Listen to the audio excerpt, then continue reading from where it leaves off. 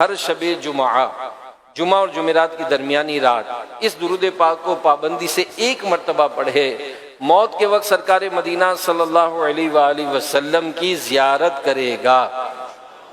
قبر میں داخل ہوتے وقت بھی یہاں تک کہ وہ دیکھے گا کہ اللہ کے نبی صلی اللہ علیہ وآلہ وسلم اسے قبر میں اپنے رحمت بھرے ہاتھوں سے اتار رہے ہیں۔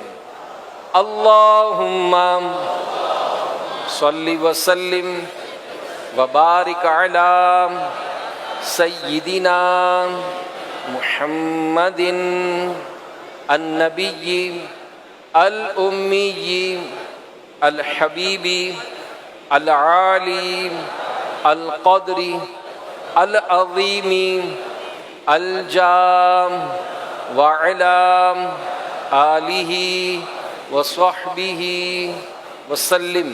حضرت انس رضی اللہ عنہ سے روایت ہے، رسول اللہ صلی اللہ علیہ وآلہ وسلم نے فرمایا، جو شخص یہ درود پاک پڑھے، اگر کھڑا تھا تو بیٹھنے سے پہلے اور بیٹھا تھا تو کھڑے ہونے سے پہلے اس کے گناہ معاف کر دیے جائیں گے۔ اللہم صلی علی سیدنا و مولانا محمد وعلی آلہ وسلم۔ جو شخص یہ درود پاک پڑھتا ہے اس پر رحمت کے 70 دروازے کھول دیے جاتے ہیں۔ صلی اللہ علی محمد۔ حضرت علامہ احمد ساوی رحمۃ اللہ علیہ بعض بزرگوں سے نقل کرتے ہیں، اس درود پاک کو ایک بار پڑھنے سے 6 لاکھ درود پڑھنے کا ثواب حاصل ہوتا ہے۔ اللہم صلی علی سیدنا محمد عدد ما فی علم اللہ صلاۃ دائمۃ بدوام ملک اللہ۔ ایک دن ایک شخص آیا تو رسول اللہ صلی اللہ علیہ وآلہ وسلم نے اسے اپنے اور صدیق اکبر رضی اللہ عنہ کے درمیان بٹھا لیا۔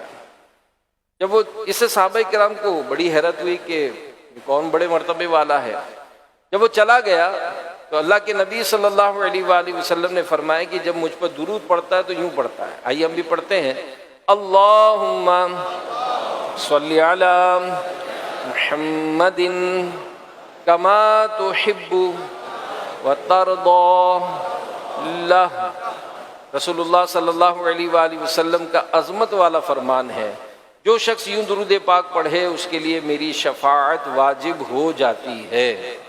اللہم صلی علی محمد وانزلہ المقعد المقرب عندک یوم القیامہ۔ حضرت ابن عباس رضی اللہ عنہ سے روایت ہے کہ رسول اللہ صلی اللہ علیہ